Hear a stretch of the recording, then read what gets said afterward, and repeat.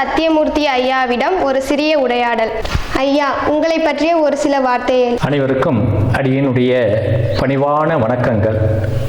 முதலாவதாக அடியேன் ஸ்ரீமான் சத்தியமூர்த்தி.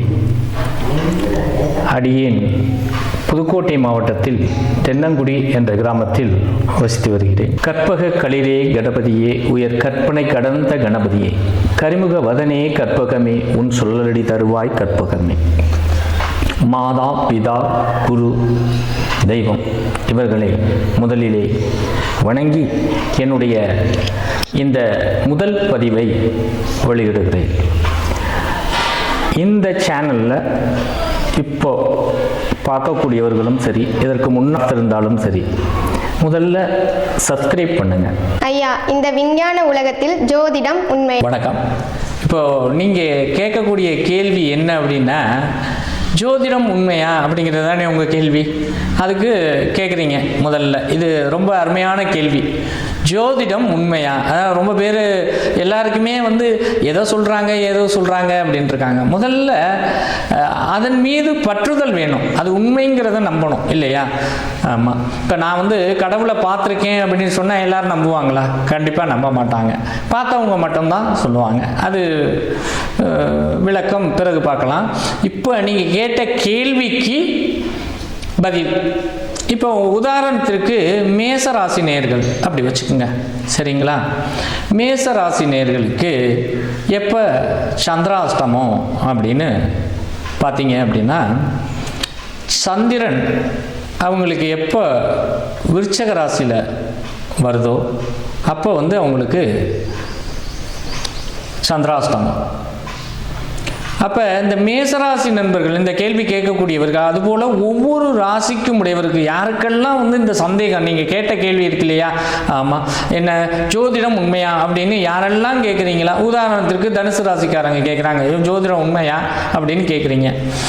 அப்படி இருக்கிறவங்களுக்கு பார்த்தீங்க அப்படின்னா, உங்களுக்கு எப்போ அப்படின்னு கேட்டிங்கன்னா, புனர்பூசம், பூசம், ஆயில்யம் இந்த நட்சத்திரங்கள் வரக்கூடிய தினத்தில் உங்களுடைய செயல்பாடுகள் அனைத்தும் பலகீனம் அடையும்.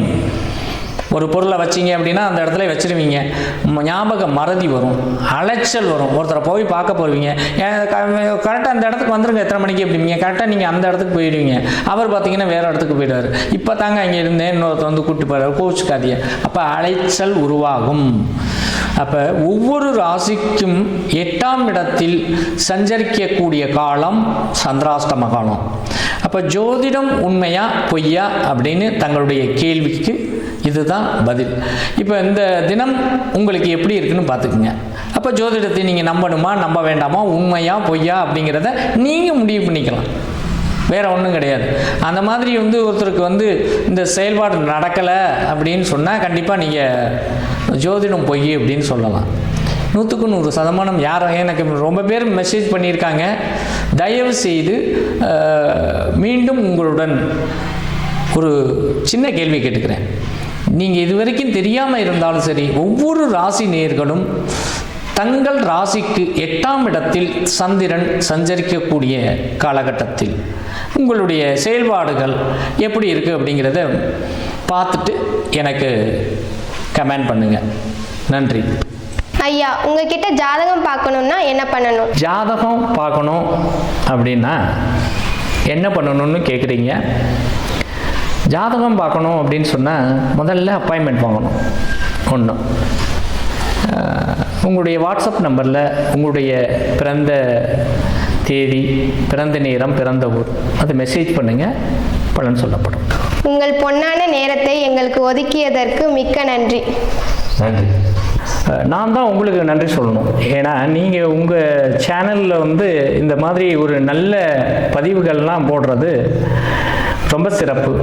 அதுலேயும் இந்த சிறிய வயதில் இவ்வளவு நுணுக்கமான கேள்விகளை தாங்கள் கேட்டமைக்கு மிக்க நன்றி. இறைவன் உங்களுக்கு அருள் புரிவார்.